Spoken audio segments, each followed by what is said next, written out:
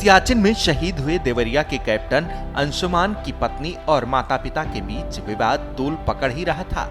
वहीं उत्तराखंड में एक और शहीद की मां ने सेना से बड़ी मांग कर दी है। ये मांग नियमों में बदलाव को लेकर है। शहादत देने वाले शूरमाओं के माता पिता की परवरिश को लेकर है। ये मांग उठाई है देहरादून की रहने वाली प्रोमिला सिंह ने। प्रोमिला सिंह देहरादून के सहस्त्रधारा रोड पर गंगा कुंज अपार्टमेंट के एक फ्लैट में रहती हैं।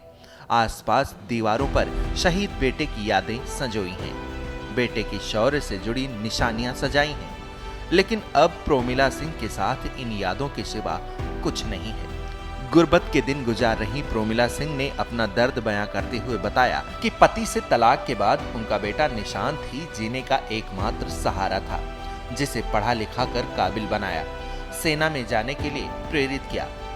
बेटा निशांत सेना में कमांडर बना। तब प्रोमिला सिंह को लगा था कि अब उनकी जिंदगी के अंधियारे हमेशा के लिए छंट जाएंगे, लेकिन ऐसा नहीं हो सका। प्रोमिला सिंह ने श्रेष्ठ उत्तराखंड से बातचीत के दौरान जो कुछ बताया उसे आप भी सुनिए। मेरा बेटा नेवी में फाइटर पायलट था, मैं रहता था और ट्रेनिंग देता था बच्चों को। और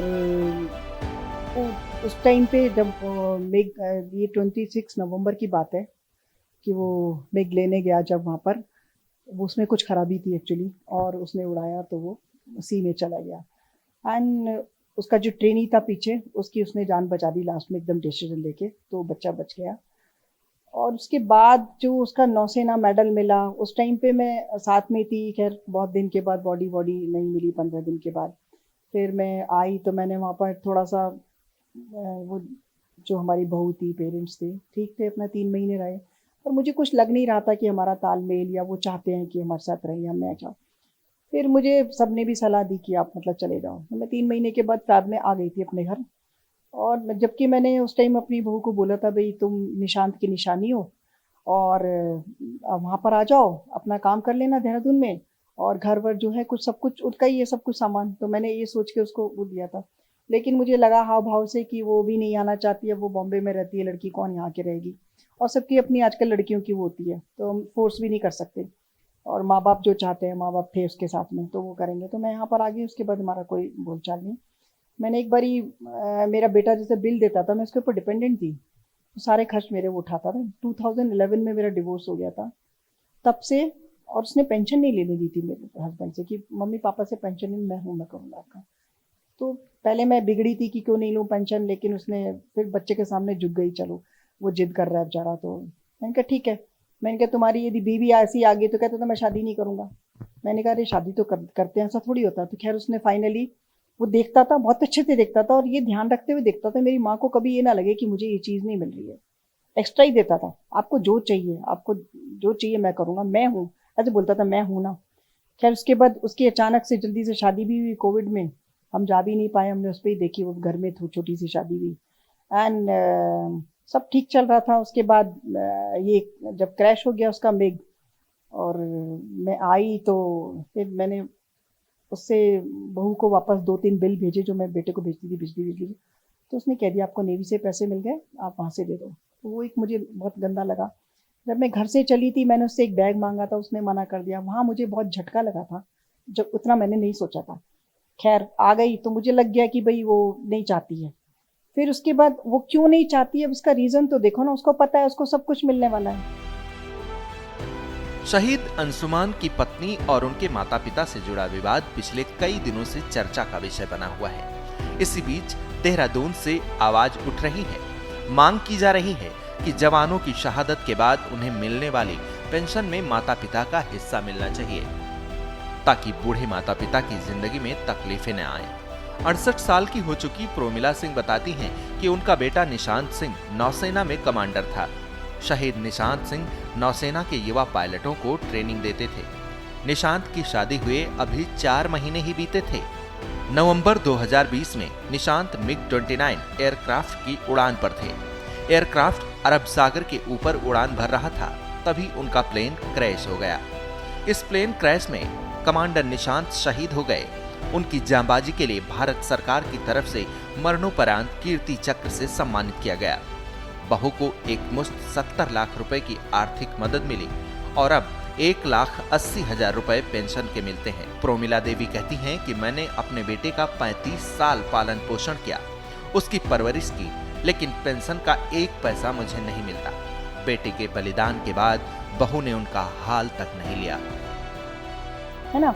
और सरकार इस मामले में बिल्कुल नहीं देखती कि बच्चा तो मेरा गया, मेरा बच्चा तो वापस नहीं आएगा। 35 साल का बच्चा था वो, और वो 5 महीने की शादी थी, एंड उसको आपने इतना दे दिया, पूरी सैलरी दे दी, जो बच्चे को भी नहीं मिलती थी, टैक्स कट के मिलती थी, उसको पूरी सैलरी दे दी। उसमें से कुछ हिस्सा पेरेंट्स को भी दे दो। माँ, मैं सिंगल मदर, डिवोर्स की मैंने वो नहीं ली, पेंशन नहीं ली। पेंशन होती तो शायद मुझे भी कुछ नहीं लगता, पेंशन नहीं थी उस बच्चे की वजह से, लेकिन उस बच्चे को थोड़ी पता था मैं चले जाऊंगा। और उसके बाद मैं गई, राजनाथ जी के पास भी गई, मैंने इस मुद्दे को उठाया, काफ़ी लोग ने मेरे साथ उठाया, लेकिन वही रूल में बंधे होते हैं सब, हम नहीं कर सकते, ये नहीं कर सकते, होता रहा। आखिरकार मैं शांत बैठ गई, अपना जीवन है अपन, जैसे भी मेरे पास ये घर है अपना, कि चलो उसको बेच के जो पैसे होंगे थोड़ा। उन्होंने दिया मुझे 30% एक इंश्योरेंस में। तो पहले उसमें लिखा था मेरे बेटे ने 50-50, बट उसका मतलब था 30-70, तो 70% मेरी बहू को मिला और 30% मुझे मिला। उससे 5 और 35 लाख दिए। उससे भी है कि तुम उसको खा नहीं सकते ना, उसका तुम्हें जो ब्याज आता है, लेकिन मेडिकल फैसिलिटी क्यों नहीं देते तुम मम्मी? हमने तुम्हें अपना बच्चा दिया, सम्मान नहीं देते, मेडल मिला तो वो बहू को देते हो। तो पेरेंट्स पहले हैं, बहू बाद में है, ठीक है वो भी उसका हिस्सा दो उसे। लेकिन मेरी यही गुजारिश है सरकार से कि इसमें नियम जो बहुत पहले बना हुआ है उसको चेंज कर देना चाहिए, या सिचुएशन के अकॉर्डिंग करो कि जिसको जो जरूरत है। ठीक है, एक बार नियम बना, एक बीवी थी, उसके 2 बच्चे थे, बच्चे पालेगी चाहिए, कर दिया, लेकिन हर किसी की सिचुएशन ऐसी नहीं होती। तो मैं उनके पेरेंट्स के साथ अंशुमन था, मैं सोच सकती हूँ उनका दुख क्या है। और ठीक है, मैं थोड़ी अच्छी फैमिली से हूँ, मेरे भाई भी पायलट थे, भाभी मेरी हेल्प कर देती है, तो मेरा एटलीस्ट मेरा खाना पीना चल रहा है और चल रहा है। लेकिन आगे आगे मेरी ओल्ड एज है, बीमार होंगी, मेडिकल फैसिलिटी तो मुझे चाहिए ना। 1,000-2,000 की मेरी अभी दवाई है, आगे आगे मैं किसके ऊपर डिपेंडेंट हूँ? तो थोड़ा सा मेरी गुजारिश ये है कि सरकार को थोड़ा इस मामले में देखना चाहिए कि भाई जो एक रूल बन गया तुम उसी के ऊपर चल रहे हो, हर सिचुएशन के अकॉर्डिंग दो।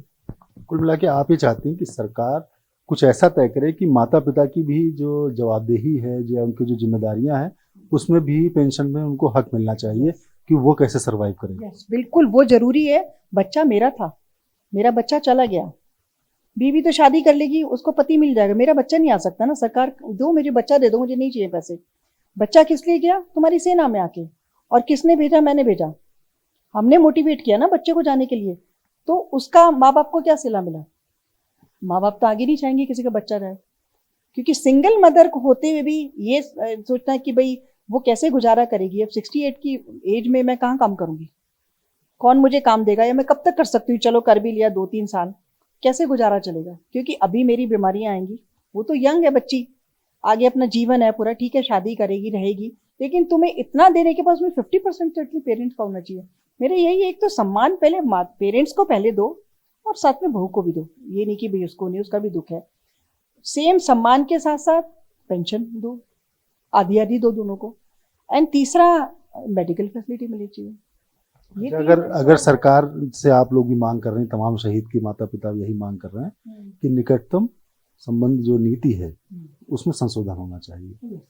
अब जो बात है कि अगर यही हालात रहे तो क्या होगा इन माओं का? क्या अपने लाल को भेजेगी? नहीं भेजेगी, बिल्कुल नहीं भेजेगी। मैं किसी माँ को नहीं कहूंगी आप डिफेंस में भेजो, और कोई भी क्यों जाएगा? क्योंकि कोई कितने बेचारे, मैं फिर भी थोड़ा ठीक हूँ, पहाड़ों पे देखो कितने गरीब लोग हैं जिनके बच्चे जाते हैं, और वो बच्चे बेचारे बहुत गरीब, उनके ऊपर माँ बाप का खर्चा चलता है। अब वो बच्चा चला गया, वो कहाँ जाएंगे बेचारे, क्या करेंगे?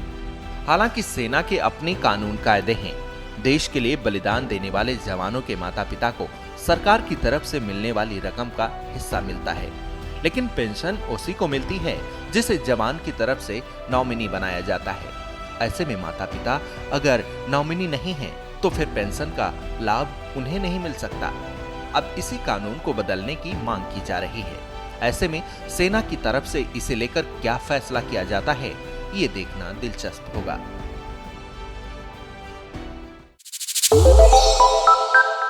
श्रेष्ठ उत्तराखंड पर खबरों से जुड़े रहने के लिए चैनल को सब्सक्राइब और लाइक करें, बेल आइकन दबाएं और देखते रहें श्रेष्ठ उत्तराखंड।